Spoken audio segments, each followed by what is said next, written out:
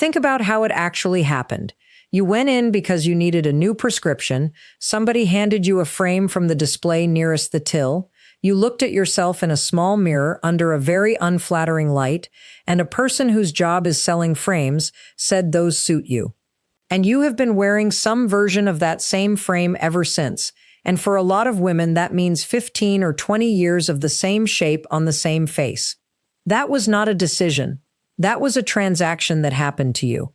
And it matters more than almost anything else in your wardrobe because glasses are the only thing you wear directly on your face. Not near it, on it. They sit across the exact center of the most looked at part of you. They cover the area that carries every bit of your expression, and they are there in every conversation, every photograph, and every time you catch yourself in a window.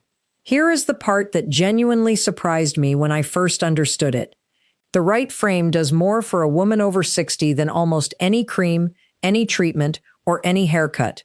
Because a frame is a strong, hard line drawn across your face, and a strong line placed correctly can lift the whole structure of a face upward, and placed badly, it can pull the whole thing down.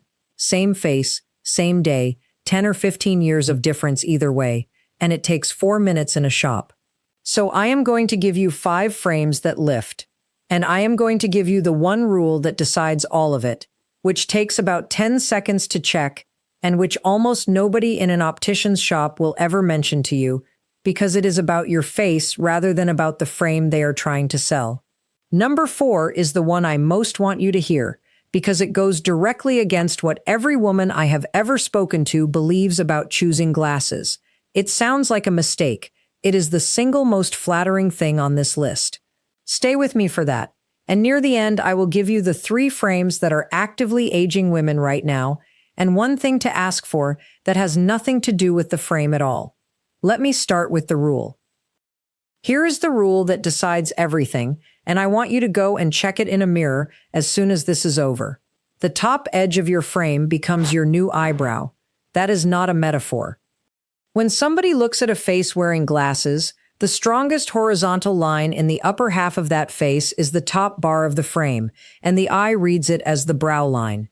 Your actual eyebrow, which is thinner, softer, and lower in contrast, becomes secondary information. So the question is simply where that new eyebrow sits. If the top of your frame sits at or slightly above your natural brow, your brow line has effectively been raised.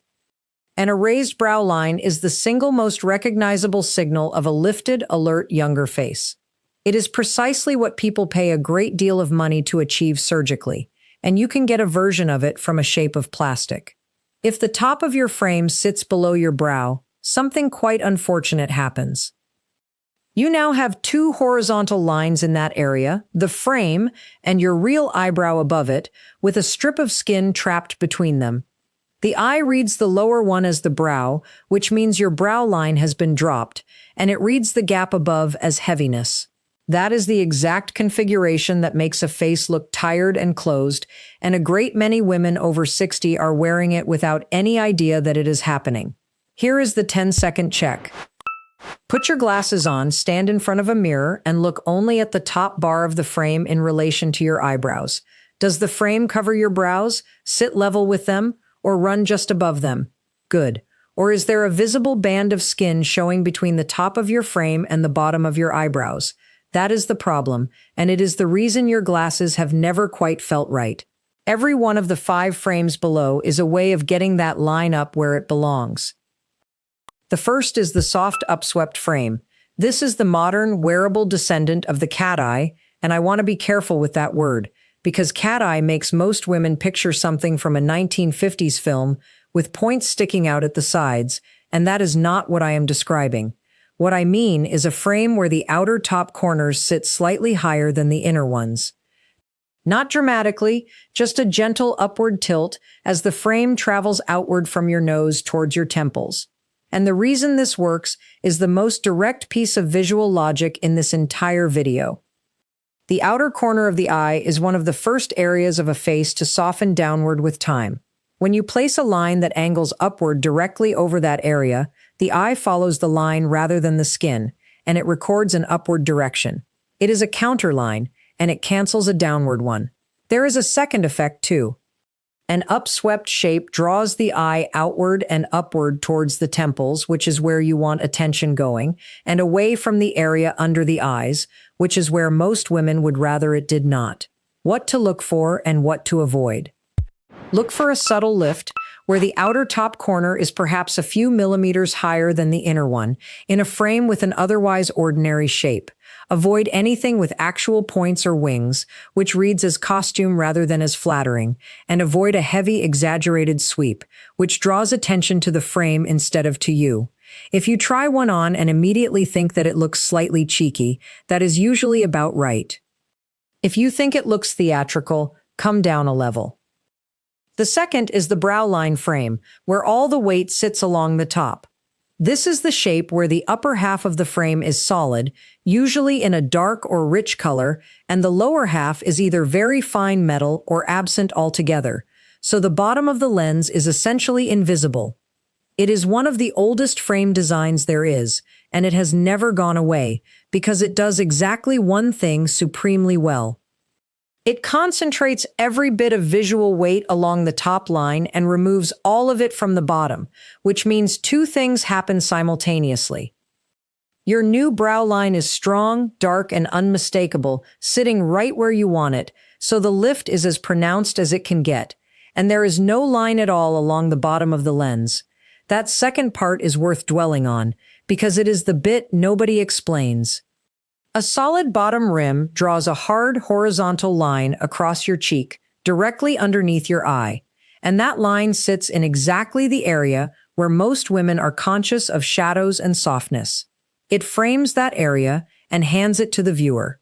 Remove the bottom rim and there is no frame around it, so the eye has nothing to stop at and travels straight past. So a brow line frame gives you maximum lift at the top and zero emphasis underneath. For a face over 60, that is a very hard combination to beat. Look for the top bar to be reasonably substantial, because a thin one gives you less of the effect. And make sure the whole frame sits high enough that the top bar covers or meets your brows, since it is possible to buy a brow line frame and still wear it too low, which wastes the entire design. The third is a warm-toned acetate in honey, amber, or tortoiseshell. The first two frames were about shape. This one is about color, and color on a frame behaves differently from color anywhere else you wear it, because it is the only thing in your wardrobe sitting directly against the skin of your face. Here is the mechanism. A frame reflects its own color onto the skin immediately around it, your temples, the top of your cheeks, the bridge of your nose. A warm frame throws warmth onto that skin. A cold frame throws coolness onto it. And skin over 60 very commonly loses a little of its natural warmth. So a warm frame is putting back exactly what has gone, in the exact place where it matters most.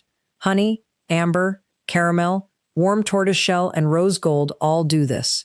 They make the skin around the eye look warmer and more alive, and they do it constantly, all day, without you doing anything. Cold black does the opposite. Black is the coldest, hardest color available, and it throws no warmth at all, so the skin next to it reads grayer by comparison. It also creates the harshest possible contrast against a pale complexion or silver hair, and hard contrast is unkind to skin that has softened.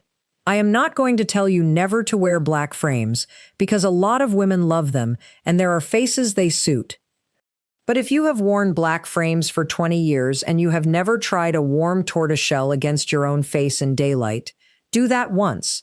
It is the cheapest experiment in this video, and the reaction is usually immediate. Tortoiseshell has one extra advantage worth knowing. It is not a single flat color, it is a mottled mix, so it has visual depth and texture in it, and depth reads as more expensive than a flat block of color. It also happens to work with almost every hair color, including silver and white. Which brings me to the fourth, and this is the one that will sound wrong.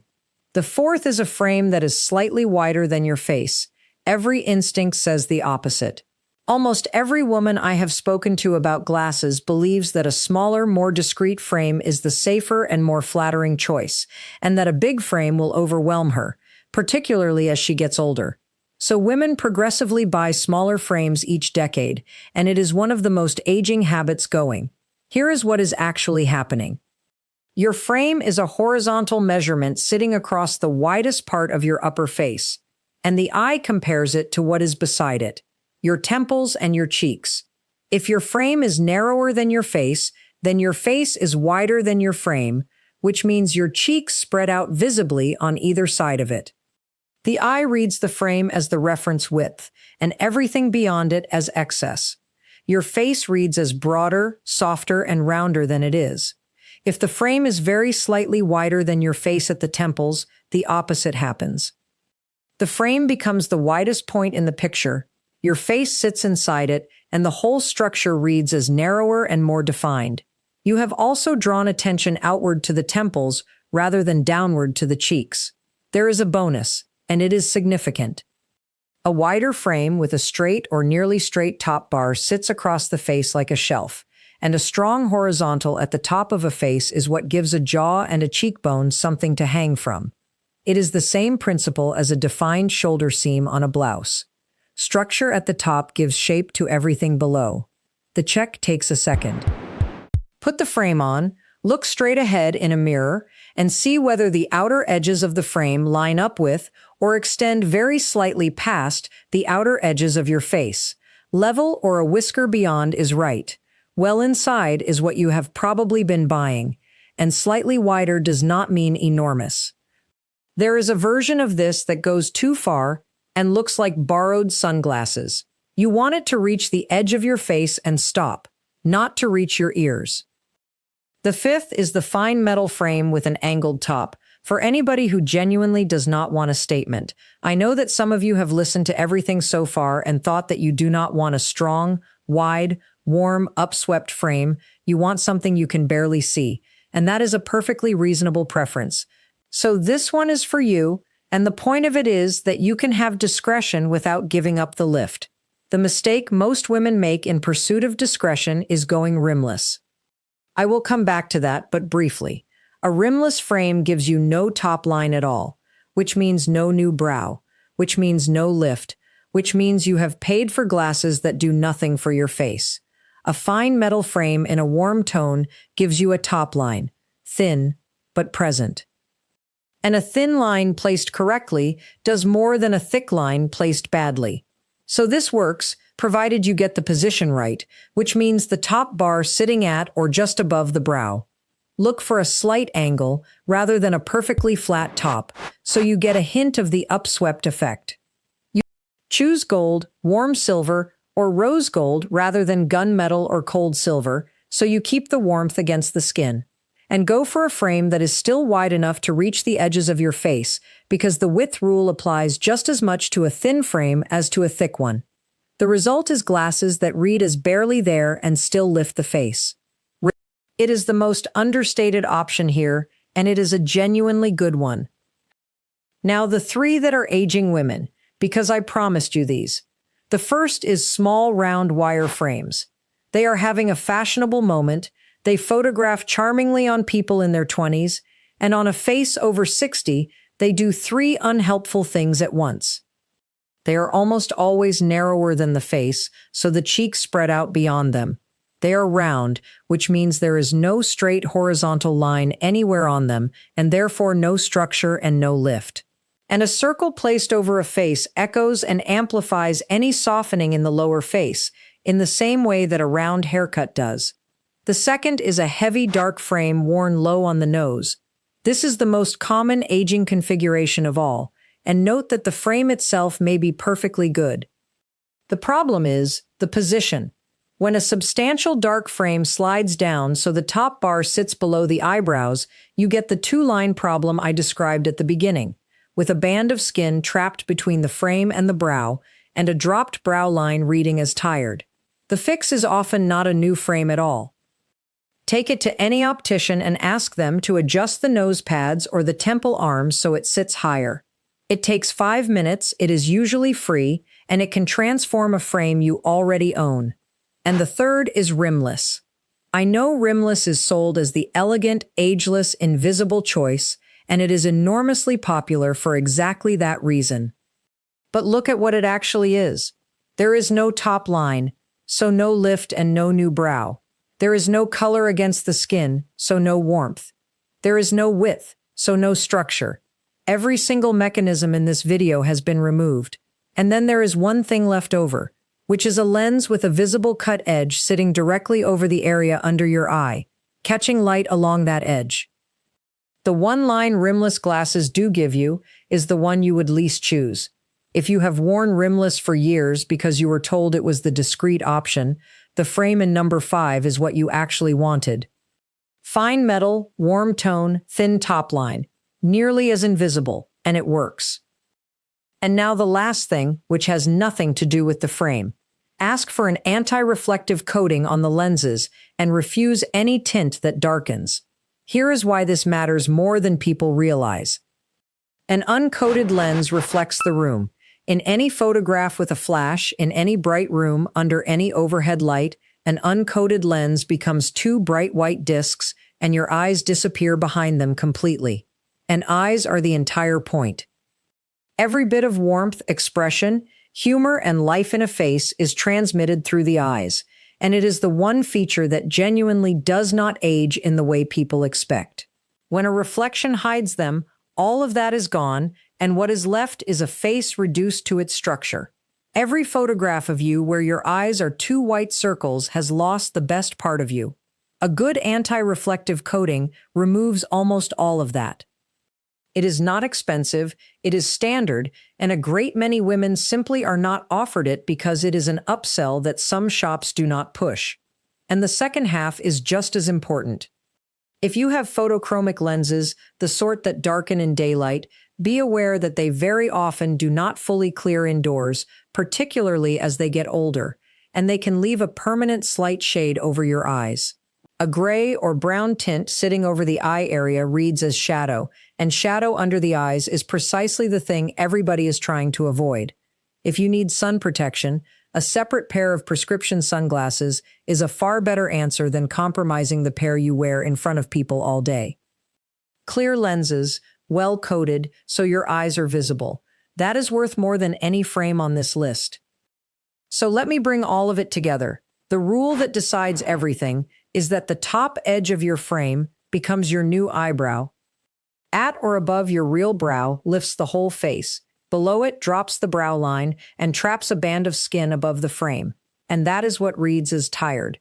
Go and check yours in a mirror. The 5 that lift. The soft, upswept frame, where the outer top corners sit slightly higher and draw an upward counterline over the outer eye. The brow line frame, which puts all the weight along the top for maximum lift and removes the rim from under the eye entirely. The warm acetate in honey, amber, or tortoiseshell, which reflects warmth onto the skin around your eyes all day long. The frame that is very slightly wider than your face, so your face sits inside it and reads as narrower and more defined, and the fine, warm metal frame with a slightly angled top for anybody who wants the lift without the statement. The 3 to avoid. Small round wire frames, which are too narrow, have no straight line, and echo the softening of the lower face. Any heavy frame worn low enough that the top bar sits below your brows, which is usually a 5-minute adjustment rather than a new purchase. And rimless, which removes every single mechanism that makes glasses flattering and leaves you with a cut lens edge under your eye. And ask for an anti-reflective coating and keep your everyday lenses clear so that your eyes are actually visible to the people you are talking to. One last thought. Of everything I have talked about on this channel, this is the one with the best return for the least effort. And it is also the one women put off longest. Because glasses feel medical rather than personal. You go to an optician for your eyes, not for your face, and nobody in that appointment is thinking about how you look. But you are going to wear this object on the center of your face in every conversation you have for the next 2 or 3 years. It deserves more than 4 minutes and the display nearest the till. So next time, walk in with the brow line rule and the width check, try on 6 frames you would never have picked, and take a photograph of yourself in each one in daylight rather than trusting that little mirror. You will choose differently, and it will be a choice this time. Tell me in the comments whether the top of your current frame sits above or below your eyebrows, because I would love to know how many of you have just gone and looked. And tell me if you have been wearing rimless, because I suspect a fair few of you have, and nobody ever told you what it was costing. Subscribe if this was useful, because I make these for women who would rather know the reason than be handed the frame nearest the door. I will see you in the next one.